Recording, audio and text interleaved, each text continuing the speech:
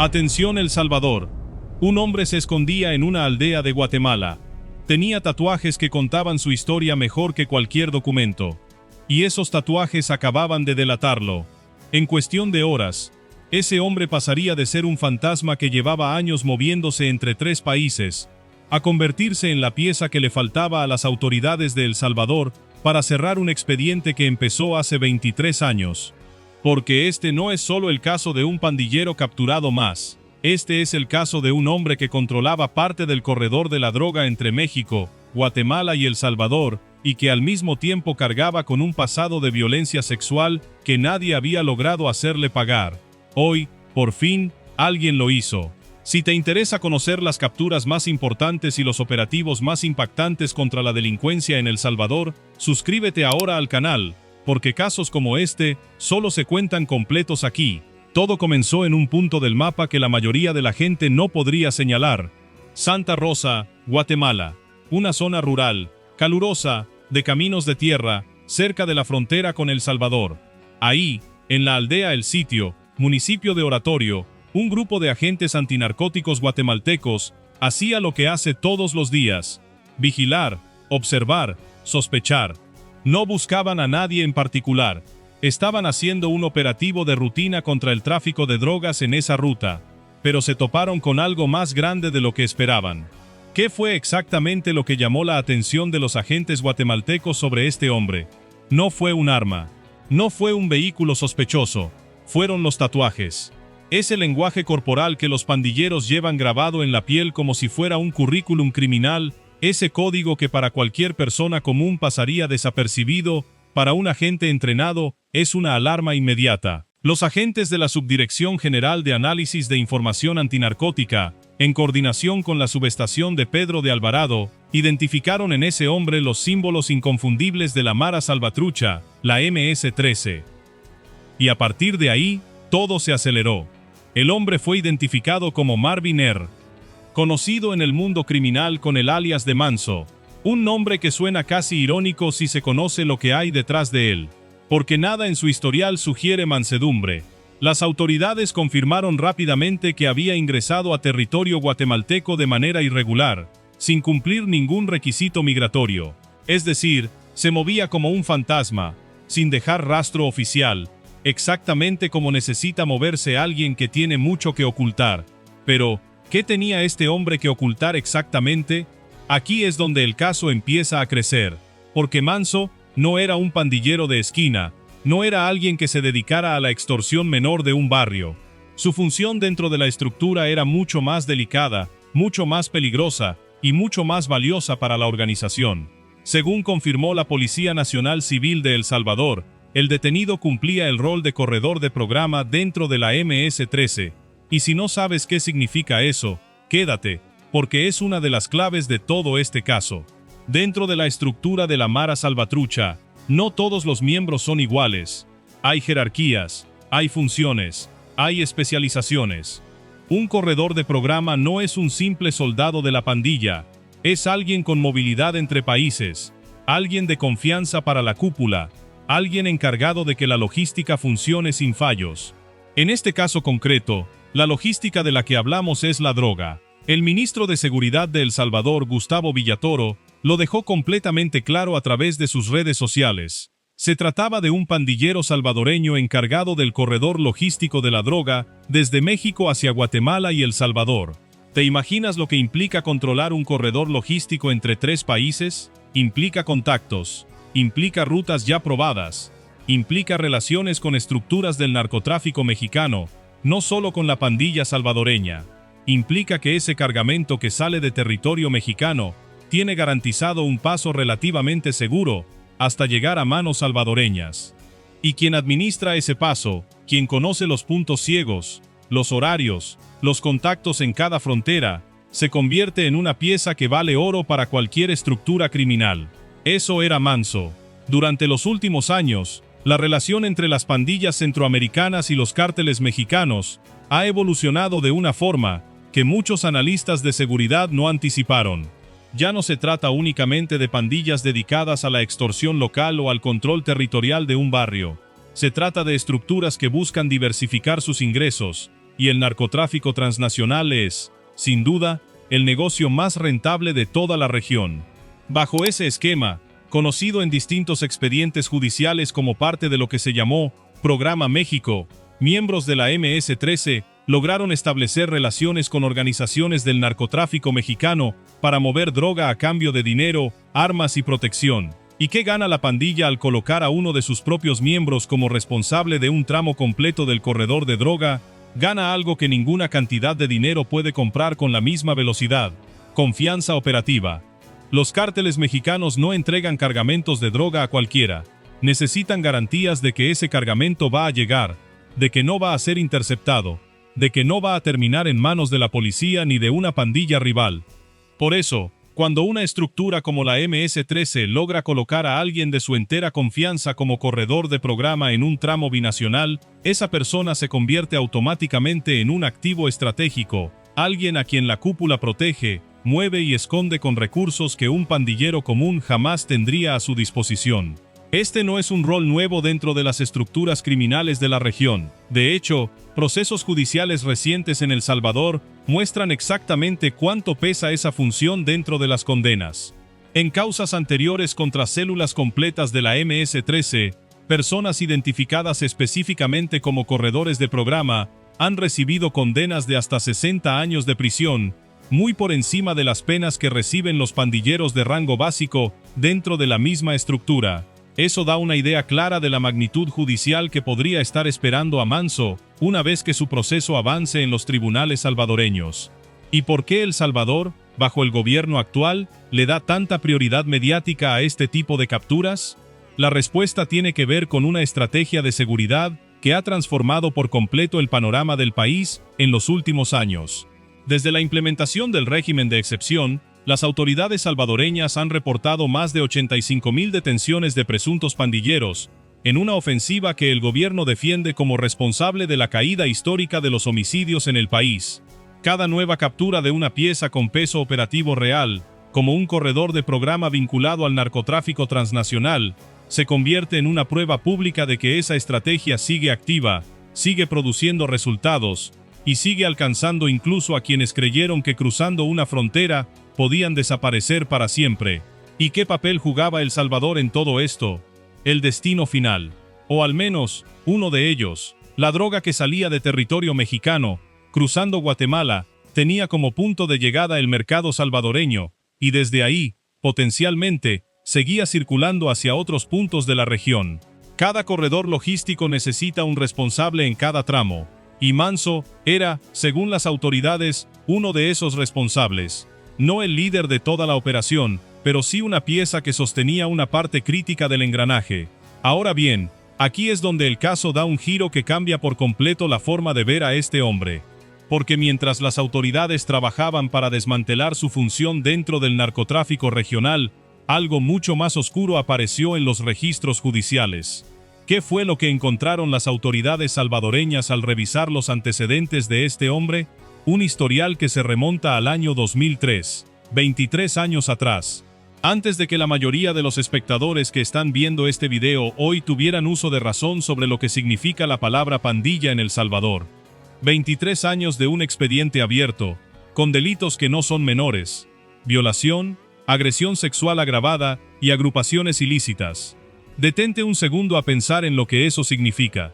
Un hombre acusado de delitos sexuales gravísimos desde el año 2003, que durante más de 2 décadas logró mantenerse en movimiento, cambiando de país, cambiando de rol dentro de la estructura criminal, ascendiendo posiblemente dentro de la pandilla, sin que la justicia lograra cerrarle el paso. ¿Cómo es posible que alguien evada la justicia durante 23 años?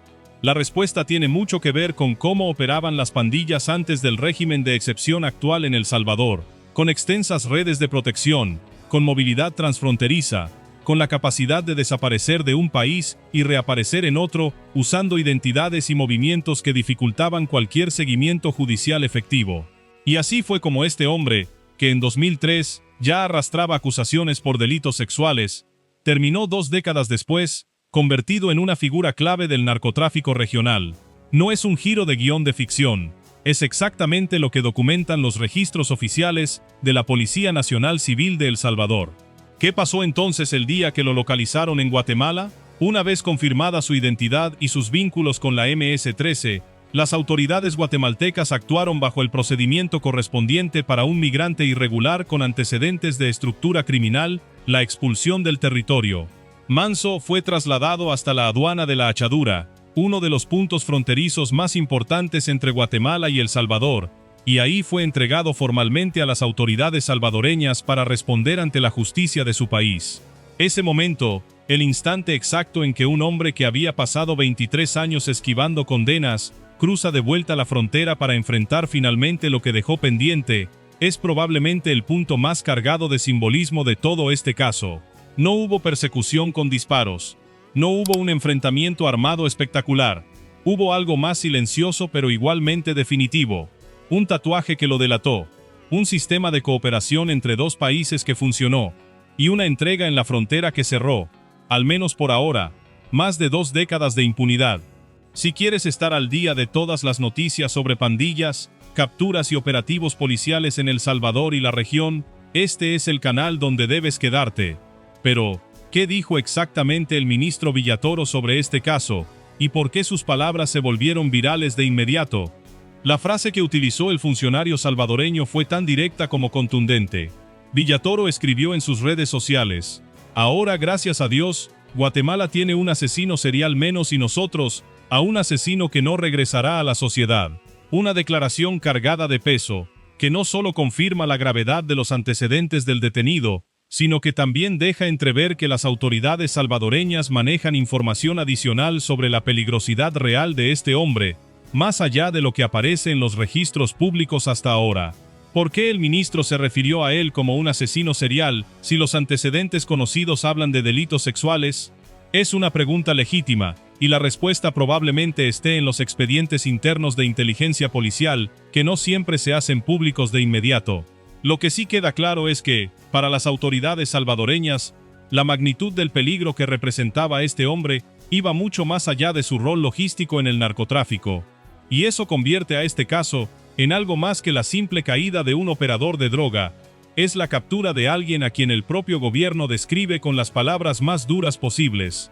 Villatoro no se quedó solo en esa frase. Reiteró además el compromiso de su gobierno con una idea que ha repetido en distintos operativos similares durante los últimos años. La persecución de miembros de estructuras criminales no se detiene en las fronteras de El Salvador. Sus palabras textuales fueron: "Nuestro compromiso sigue firme dentro y fuera de nuestro territorio hasta encarcelar al último miembro de estas estructuras criminales que han causado tanto daño a nuestra sociedad". ¿Es este un caso aislado o forma parte de algo más grande?